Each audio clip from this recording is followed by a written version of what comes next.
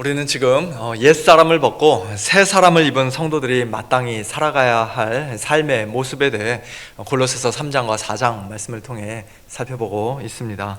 성도의 삶은 이 땅의 것이 아니라 위의 것을 찾으며 위의 것을 생각하는 삶입니다. 또한 땅에 있는 지체, 곧 옛사람에 속한 죄악들을 과감하게 죽이고 단호히 벗어버리는 삶입니다. 새 사람의 옷을 입고 곧 그리스도로 옷 입고 교회 안에서 서로 용납하고 용서하며 사랑하는 삶입니다. 그리고 주님의 몸된 교회가 평강의 공동체, 말씀과 찬양의 공동체, 감사의 공동체가 되도록 힘쓰는 삶입니다. 또한 가정과 일터의 다양한 관계 속에서 질서 있게 행하며 무엇보다 주님을 섬기고 죽게 하듯 성실하게 살아가는 삶입니다. 이제 4장 2절부터 오늘 시작되는 오늘 본문은 이러한 성도의 삶을 마무리하며 우리에게 주시는 마지막 교훈의 말씀입니다. 그것을 한마디로 요약하면 소통하며 살라는 것입니다. 수직적으로는 하나님과 기도로 소통하고, 수평적으로는 외인들, 곧 믿지 않는 사람들과 복음으로 소통하라는 것입니다. 비록 소통이라는 단어가 오늘 본문에 직접 나오지는 않지만 이 두 가지 명령을 하나로 묶어주는 가장 적절한 표현이라고 할 수 있겠습니다. 표준 국어 대사전을 보면 소통의 정의를 이렇게 내리고 있습니다. 첫째, 막히지 아니하고 잘 통하는 것. 둘째, 뜻이 서로 통하여 오해가 없는 것. 우리 몸속의 혈관도 혈전이나 콜레스테롤로 어딘가가 막히게 되면은 결국 큰 문제를 일으키듯이 하나님과 사람 사이에, 또 사람과 사람 사이에 소통이 아니라 불통이 계속되는 것은 결코 바람직한 모습이 아닙니다. 건강한 신앙생활이라고 하기가 어렵습니다. 소통이 아니라 불통이 계속되면 너무나도 고통스럽죠. 그런데 문제는 우리가 이 소통을 원활하게 잘 하지 못한다는 데 있습니다. 우리는 서로의 마음을 온전히 이해하지 못하고 쉽게 오해하며 또 관계가 막혀버릴 때도 많습니다. 교회 안에서도, 집과 일터에서도, 또 친구들, 이웃들과의 관계에서도 그런 안타까운 일이 종종 일어납니다. 그러나 하나님은 그렇지 않으십니다. 우리 하나님, 성부, 성자, 성령 삼위 하나님은 불통의 하나님이 아니라 영원 전부터 서로 완전한 소통과 완전한 사랑의 교제 가운데 계시는 하나님이십니다. 서로를 온전히 아시고 사랑으로 소통하며 또 막힘없는 교제를 나누시는 하나님이십니다. 그 하나님께서 우리 인간을 하나님의 형상으로 창조하시고 그 아름다운 사랑의 관계로 우리를 초대해 주신 것입니다. 그러나 첫사람 아담의 죄로 인해, 또한 우리 모두의 죄로 인해 하나님과 우리 사이가 가로막히고 말았습니다. 그 결과 하나님과의 소통이 끊어졌을 뿐만 아니라 사람과 사람 사이의 모든 관계도 함께 망가져 버렸습니다. 부부 관계, 부모와 자녀 관계, 형제와 이웃의 관계, 심지어는 우리 사람들과 다른 피조물들과의 관계까지도 모두가 다 망가지고 무너지고 깨어지고 말았습니다. 복음은 하나님께서 그 깨어진 관계를 회복하시기 위해 독생자 예수 그리스도를 이 땅에 보내시고 십자가에까지 내어 주셨다는 기쁜 소식입니다. 예수님의 그 십자가 대속의 죽음과 부활을 통해 하나님과 원래 원수 사이였던 우리가 다시 하나님과 화목하게 되었고, 유대인과 이방인 사이를 가로막고 있던 높은 담이 무너지게 되었다는 놀라운 소식입니다. 그러므로 하나님의 은혜로 이 복음을 참되게 믿고 예수 그리스도 안에서 이 구원의 은혜를 받은 우리 성도들은 이제 하나님을 닮아 소통하는 삶을 살아야 합니다. 예전에는 감히 가까이 나아갈 수 없었던 거룩하신 하나님께서 이제 예수 그리스도 안에서 우리의 하늘 아버지가 되어주셨으니 하나님을 아빠 아버지라 부르며 은혜의 보좌 앞에 담대히 나아가 때를 따라 돕는 은혜를 구하는 삶, 곧 하나님과 기도로 소통하는 삶을 살아야 합니다. 또한 우리가 값없이 받은 이 은혜를 우리는 다른 사람들에게도 나누어주고 함께 나눠야 합니다. 외인들, 곧 믿지 않는 사람들에게 말과 행실로 복음을 전하며 그들과도 복음으로 소통하는 삶, 곧 전도의 삶을 살아야 합니다. 먼저 하나님과의 소통인 기도부터 살펴보겠습니다. 오늘 본문 2절에서 사도 바울은 기도를 계속하고 기도의 감사함으로 깨어 있으라고 골로새 교회 성도들에게 말씀합니다. 바울은 골로새서 1장에서 골로새 교회 성도들을 위한 기도로 이 편지를 시작했었는데요. 이제 편지를 마무리하면서 다시 한번 기도를 강조하고 있습니다. 기도를 계속한다는 것, 영적인 잠에 빠지지 않도록, 시험에 들지 않도록 깨어서 계속해서 기도한다는 것, 그리고 감사함으로 기도한다는 것이 우리 성도들의 신앙에 얼마나 중요한지 모릅니다. 기도는 하나님과의 소통 그 자체입니다. 하나님께서는 말씀으로 우리에게 찾아와 주시고 우리는 기도로 하나님 앞에 나아갑니다. 기도는 단순히 무엇인가를 해달라고 요청하는 행위가 아니라 하나님께 나아가 하나님과 친밀하게 교제를 나누는 것입니다. 말씀을 통해 친히 계시하신 하나님의 뜻에 우리의 마음과 생각을 맞추어 가는 것입니다. 그래서 처음에는 우리가 하나님 이거 들어주세요 하면서 하나님을 어떻게든 설득해 보려고 하지만 하나님이 그 뜻을 바꾸시는 것이 아니라 우리의 처음 생각이, 인간적인 생각이 하나님의 기뻐하신 뜻으로 변화되어 가는 것을 우리는 종종 경험하곤 합니다. 우리는 모든 일을 자신의 기뻐하시는 뜻대로 창세전에 작정하시고 또 시간 속에서 섭리하시는 절대 주권의 하나님을 믿습니다. 그러나 동시에 우리의 기도를 기쁘게 들으시고 응답하시며 그 기도를 하나님의 뜻을 이루는 도구로 사용하시는 하나님, 우리의 기도와 감사를 통해 영광을 받으시는 인격적인 하나님도 우리는 믿습니다. 그 둘을 결코 분리할 수가 없는 것이에요. 어차피 하나님께서 다 알아서 하실 텐데 뭐 우리가 굳이 기도할 필요가 있겠는가라고 생각하는 것은 어차피 하나님께서 창세전에 택하신 사람들은 다 구원받게 될 텐데 우리가 뭐하러 이렇게 열심히 전도할 필요가 있는가라고 말하는 것과 똑같은 것입니다. 그러나 그것이 얼마나 참 단순하고 피상적인 생각입니까? 하나님은 우리의 기도 없이도 얼마든지 자신의 뜻을 이루실 수 있지만 그러나 그 뜻을 이루시는 과정 속에 우리의 기도가 포함되기를 기뻐하십니다. 하나님은 우리가 구하기 전에 이미 우리의 필요를 다 아시는 분이시지만 그러나 우리가 그 문제를 가지고 하나님 앞에 나와 엎드려 기도하는 것을 기뻐하십니다. 그리고 우리가 응답을 받았을 때만 감사하는 것이 아니라 아직 응답받지 못했을 때에도 하나님의 선하심을 신뢰하고 하나님의 때를 기다리며 감사함으로 드리는 우리의 기도를 하나님께서는 기쁘게 받아주십니다. 그래서 날마다 계속 기도하는 성도들, 감사함으로 깨어 기도하는 성도들, 곧 하나님과 소통하는 성도들을 통해 하나님께서는 오늘도 일하고 계십니다.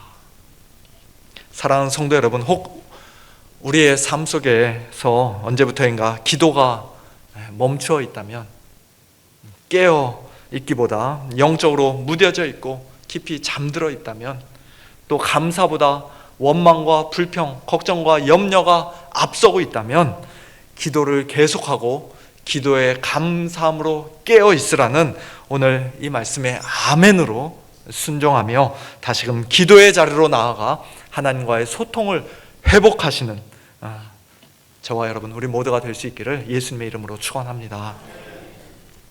오늘 본문 3절과 4절에서 사도 바울은 성도들이 특별히 누구를 위해 또 무엇을 위해 기도해야 하는지를 말씀합니다.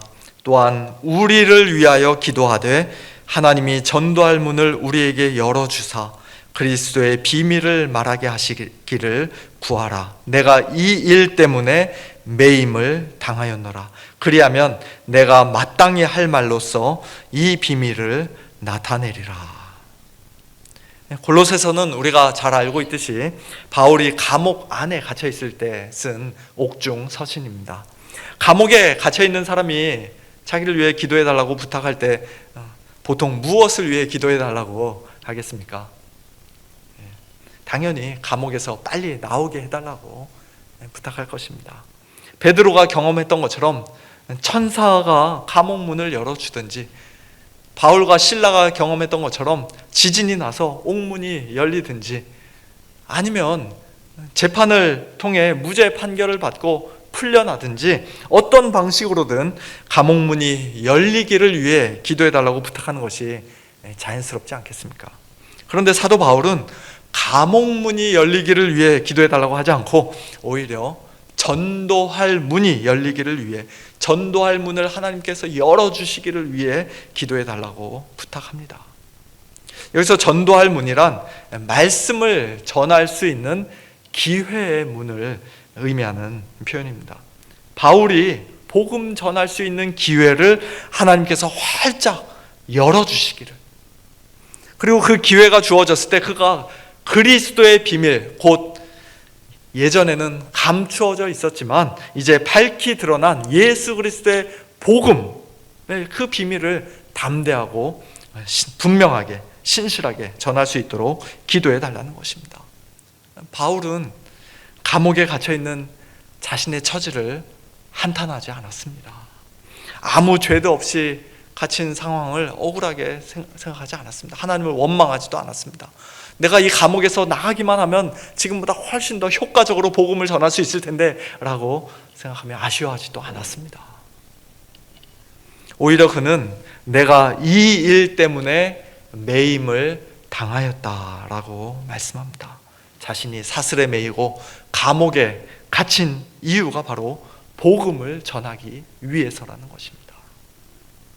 자신의 건강보다, 자신의 계획보다, 자신의 안위보다 예수 그리스도의 복음을 전하는 일이 가장 중요하고 가장 우선순위에 있었던 것입니다. 사랑하는 성도 여러분, 사도 바울의 이와 같은 모습을 보며 우리는 큰 도전을 받습니다. 나도 바울처럼 언제 어떤 상황에서든 복음을 위해 헌신해야겠다라는 결단을 우리가 하게 됩니다. 그렇지 않습니까? 그러나 참으로 귀한 도전이고 또 참으로 아름다운 결단입니다만, 그러나 그 이전에 우리가 먼저 해야 할 일이 있습니다. 그것은 바로 복음의 사역자들을 위해 기도하는 것입니다. 우리는 우리 자신의 문제와 가정과 일터를 위해 기도해야 할 뿐 아니라 하나님께서 교회에 세우신 말씀의 사역자들과 또 선교지로 파송하신 선교사님들을 위해서도 계속 기도하고 감사함으로 깨어 있어야 합니다. 하나님께서 그들에게 전도할 문을 열어주시고 그들의 입에 말씀을 주셔서 예수 그리스도의 복음을 담대하고 분명하게 전하게 하시도록 기도해야 합니다. 선포되는 복음을 통해 영적으로 죽어있던 자들이 살아나고 연약한 믿음이 강건해지며 교회가, 주님의 몸된 교회가 더욱더 든든히 세워지고 하나님의 나라가 땅끝까지 전파되고 확장되는 그런 놀라운 생명의 역사, 구원의 역사가 일어나기를 위해 기도해야 합니다. 복음의 사역자로, 이방인의 사도로 누구보다 분명한 소명을 받았고 은사와 능력이 풍성했던 사도 바울도 자신을 위해 기도해 달라고 성도들에게 부탁했다면, 저와 같이 부족한 목회자는 우리 성도님들의 기도가 얼마나 더 절실하게 필요하겠습니까? 하나님께서 우리 서문교회에 세우신 저를 위해, 그리고 함께 동역하는 우리 유 목사님과 제임스 목사님과 또 이 목사님을 위해 우리 성도님들 기도해 주시기를 부탁드립니다. 건강을 위해서, 가정을 위해서, 자녀들 위해서, 여러 가지 문제들을 위해서 기도해 주시는 것도 참 너무나 감사한 일입니다만, 그러나 무엇보다 복음을 신실하게 전하는 사역자들이 되게 해달라고, 그리고 선포되는 말씀과 함께 성령께서 능력으로 역사해 달라고 기도해 주시기 바랍니다. 뿐만 아니라 우리 교회가 후원하고 협력하는 선교사님들을 위해서도 우리는 계속 기도해야 합니다. 선교사님들의 건강과 자녀들을 위해 사역에 필요한 모든 것들이 풍성하게 채워지기를 위해 기도하는 것도 중요하지만 무엇보다 전도할 문이 열리도록, 그리고 그들의 입에 말씀을 주셔서 복음을 담대하게 전하게 하시도록 기도해야 합니다. 마침 이번 주 수요일과 또 다음 주 수요일 두 차례에 걸쳐 우리 교회가 협력하는 선교사님들의 선교 보고가 있습니다. 지구 반대편에서 우리 선교사님들을 통해 하나님께서 지금 어떤 일을 하고 계시는지, 하나님의 나라가 어떻게 확장되고 있는지, 영혼들이 어떻게 구원받고 있는지 우리가 함께 듣고 또 함께 기도해야 하지 않겠습니까? 이번 주와 다음 주 수요일 저녁 우리 많은 성도님들 참석하셔서 선교사님들의 사역을 함께 나누고 또 선교사님들을 위해 뜨겁게 기도하며 하나님께 모든 감사와 찬양과 영광을 올려드리는 우리 모두가 될 수 있기를 예수님의 이름으로 축원합니다. 아멘 하신 분들 다 오시기 바랍니다. 이번 수요일입니다. 이처럼 하나님과의 수직적인 관계 속에서 기도로 소통하는 성도들은 이제 그 소통을 사람들과의 수평적인 관계로 확장해야 합니다. 특별히 외인들, 곧 믿지 않는 사람들과도 복음으로 소통하는 삶을 살아야 합니다. 오늘 본문 5절과 6절 말씀입니다. 우리 한번 다 같이 다시 한 목소리를 읽어볼까요? 외인에게 대해서는 지혜로 행하여 세월을 아끼라. 너희 말을 항상 은혜 가운데서 소금으로 맛을 냄과 같이 하라. 그리하면 각 사람에게 마땅히 대답할 것을 알리라. 아멘. 우리는 늘 믿는 사람들과만 대화를 나누고 그들만 만날 수는 없습니다. 그렇게 살아갈 수 없습니다. 가정과 일터에서, 학교나 센터에서, 또는 식당이나 카페에서, 또 우버, 택시나 비행기 안에서 믿지 않는 사람들과도 대화를 나눌 때가 있습니다. 그럴 때 우리에게 필요한 것이 바로 지혜입니다. 지혜로 행하라고 말씀하죠. 예수님께서도 뱀같이 지혜롭고 비둘기같이 순결하라고 말씀하셨습니다. 믿지 않는 자들에게 복음을 전하고자 하는 그 열정을 가지고 있는 것 참 너무나도 귀한 일입니다만, 그러나 때와 상황을 고려하지 않고 만나는 사람마다 무조건 복음을 강요하듯 전하는 것은 지혜로운 태도가 못 될 수도 있습니다. 지혜로 행한다는 것은 곧 세월을 아끼는 것입니다. 여기서 세월을 아끼라는 말씀은 단순히 시간 낭비하며 살지 말라는 뜻이 아니라 기회를 사라, 기회를 붙잡으라는 의미입니다. 하나님께서 주시는 기회를 놓치지 말고 잘 사용하라는 것입니다. 어떤 기회입니까? 복음을 전할 수 있는 기회이죠. 예수 그리스도를 소개할 수 있는 기회입니다. 믿지 않는 사람과 나누는 대화는 가볍게 날씨 이야기로 시작할 수도 있습니다. 건강이나 취미, 가족 이야기로 이어질 수도 있습니다.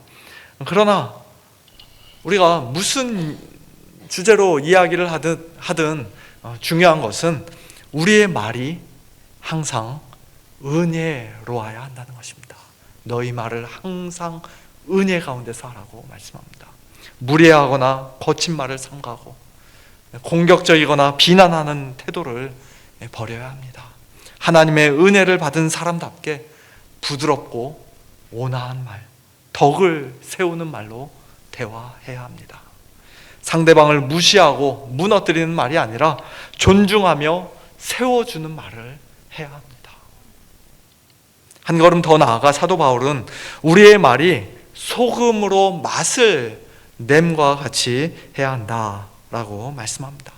아무리 훌륭한 요리라도, 저는 요리를 몰라서 제가 요리에 대해서 말씀드릴 자격은 없습니다만, 아무리 훌륭한 요리라도 맛있는 스테이크라도 거기에 소금으로 간을 하지 않으면은 퍽퍽하고 맛이 없다고들 하지요.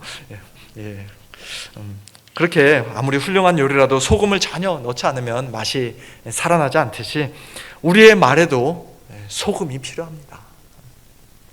여기서 소금은 우리의 말을 더 맛있게 하고 감칠맛을 더하고 또 매력적으로 들리게 하는 그런 역할을 가리키는 표현입니다.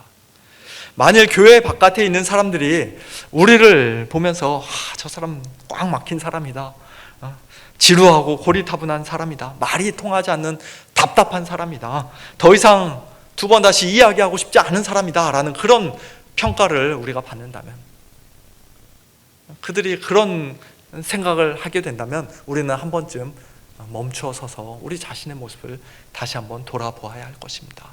정말로 우리에게 이런 소금이 있는가 한번 질문해 봐야 할 것입니다. 이것은 단순히 말을 잘하거나 재미있게 하는 기술의 문제가 아닙니다. 오히려 우리의 말 속에 은혜가 있는가, 복음의 향기가 배어 있는가, 상대의 영혼을 향한 진실한 사랑과 세심한 배려가 담겨 있는가, 그와 같은 문제입니다. 만일 외인과 나누는 우리의 말에 소금이 부족하다면, 너무나 퍽퍽하다면 우리는 또 하나님 앞에 나아가 기도로 하나님과 소통하며 하나님의 도우심을 구하고 하나님의 은혜를 구해야 할 것입니다. 지혜를 구하고 은혜를 구해야 할 것입니다. 이처럼 외인에 대하여 지혜로 행하며 세월을 아끼고 항상 은혜 가운데서 소금으로 맛을 내듯 말하는 성도는 각 사람에게 마땅히 대답할 것을 알리라고 말씀합니다. 각 사람은 외인들을 가리키는 표현이죠. 우리가 지금 대화를 나누고 있는 그 사람에게 마땅히 대답할 것을 알게 될 것이다. 우리가 전도 폭발 훈련에서 배우는 것과 같은 어떤 정형화된 딱 정해진 복음 제시를 완벽하게 외워서 능숙하게 말하지 못한다 할지라도 우리가 만난 예수 그리스도, 우리의 주와 구주가 되시는 예수 그리스도를 소개할 수 있도록 성령님께서 우리에게 마땅히 대답할 것을 가르쳐 주시는 것입니다. 필요한 말씀을 생각나게 하시는 것입니다. 골로새서 4장 6절 이 말씀은 베드로전서 3장 15절 말씀과도 매우 잘 연결됩니다. 너희 마음에 그리스도를 주로 삼아 거룩하게 하고 너희 속에 있는 소망에 관한 이유를 묻는 자에게는 대답할 것을 항상 준비하되 온유와 두려움으로 하라고 말씀합니다. 사도 베드로는 우리가 복음을 전할 때 단순히 말하는 기술이 아니라 마음의 중심에, 우리 마음의 중심에 예수 그리스도를 주로 모시고 살아가는 그 삶이 먼저 있어야 한다. 그것이 중요하다고 말씀합니다. 그런 삶을 살아갈 때 우리에게 관심을 보이고 또 우리 속에 있는 소망, 곧 예수 그리스도의 부활로 말미암은 산소망, 천국의 소망, 영생의 소망에 관한 이유를 묻는 사람이 생겨나게 됩니다. 이런 상황에서 당신은 어떻게 낙심하지 않을 수 있습니까? 어떻게 절망하지 않고 불평하지 않고 오히려 기뻐하며 감사할 수 있습니까? 이렇게 묻는 사람이 생겨나게 됩니다. 그때 우리는 평소에 준비하고 있던 그 대답을 하면 되는 것입니다. 바로 예수님 때문입니다. 예수님께서 나 같은 사람을 위해 죽어주시고 다시 살아나셨기 때문입니다. 나의 주님이신 예수님께서 지금 이 시간에도 내 안에 거하시며 나의 모든 삶을 주관하고 다스리고 계시기 때문입니다. 이렇게 확신 가운데 대답하는 것입니다. 그리고 그것을 전할 때에도 내가 당신에게 한 수 가르쳐 주겠다는 식으로 교만하거나 무례한 태도가 아니라 온유와 두려움으로, 곧 상대를 존중하는 부드러운 태도로, 또 하나님의 도우심을 구하는 겸손한 태도로 말해야 합니다. 이처럼 복음은 슬슬 눈치 봐가며 억지로 꺼내야 하는 어떤 부담스러운 말이 아니라 주님을 모시고 사는 우리의 삶 속에서 자연스럽게 흘러나오는 준비된 대답입니다. 이러한 자세가 바로 외인에게 대하여 지혜로 행하여 세월을 아끼는 것이며, 항상 은혜 가운데서 소금으로 맛을 내듯 말하는, 곧 그들과 복음으로 소통하는 우리 성도들의 마땅한 삶인 줄 믿습니다. 이제 말씀을 맺겠습니다. 사랑하는 성도 여러분, 우리가 하나님과 소통하고 또 사람들과 소통하며 살아갈 수 있는 이유는 하나님의 영원한 말씀이신 예수 그리스도께서 사람이 되어 우리를 찾아와 주셨기 때문입니다. 예수님은 이 땅에 계시는 동안 끊임없이 하나님께 기도하셨습니다. 새벽에 한적한 곳에 나아가 기도하시고, 중요한 일을 앞두고는 밤을 새워 기도하시며, 또 하나님 아버지와 깊은 교제 가운데 매일매일 사셨습니다. 무엇보다 십자가에 달려 죽으심으로 우리를 하나님과 화목하게 하셨습니다. 또한 부활하시고 승천하셔서 우리에게 성령을 보내주셨습니다. 우리는 마땅히 기도할 바를 알지 못하나, 그러나 성령께서 우리의 그 연약함을 도우시고 말할 수 없는 탄식으로 우리를 위하여 친히 간구하십니다. 하나님 우편에 계신 예수 그리스도께서도 지금 우리를 위하여 간구하고 계십니다. 그러므로 우리는 기도를 계속하고 감사함으로 깨어 있으라는 오늘 이 말씀에 기쁨으로 순종할 수 있습니다. 성령님께서 도와주시고 우리 주님께서 도와주십니다. 동시에 예수님께서는 사람들을 대하실 때에도 언제나 은혜로운 말로 소금으로 맛을 내듯 말씀하셨습니다. 가늠하다 붙잡혀온 여인을 정죄하지 않으시고 은혜로 품어주셨고, 사마리아 여인에게도, 삭개오에게도, 십자가 위의 한 강도에게도 은혜로운 말씀으로 복음을 전하시며 구원을 선포하셨습니다. 이처럼 예수님은 하나님과의 완전한 소통의 삶을 사셨을 뿐만 아니라 사람들과의 관계 속에서도 가장 완벽한 소통의 모습을 우리에게 보여주셨습니다. 그러므로 사랑하는 성도 여러분, 우리는 더 나은 소통을 위해 무엇인가를 우리 힘으로 억지로 인위적으로 만들어내야 하는 그런 사람들이 아니라 우리 안에 계신 예수 그리스도의 그 충만한 은혜와 생명이 기도를 통해 하나님께로 향하게 하고, 또 우리의 말과 삶을 통해 외인들에게로 흘러가게 하는 그와 같은 사람들입니다. 그러므로 사랑하는 성도 여러분, 지금까지도 잘 해 오셨겠지만 혹 그렇지 못하셨던 분들 계시다면 오늘부터 다시 하나님과의 소통을 회복하며 기도의 자리로 나아가시길 바랍니다.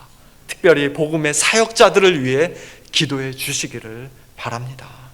또한 하나님께서 주시는 기회를 따라 지혜롭게, 은혜롭게 소금으로 맛을 내듯 말하며 우리 속에 있는 소망을 주위 사람들과 함께 나누고 복음을 전하는 삶을 살아가시길 바랍니다.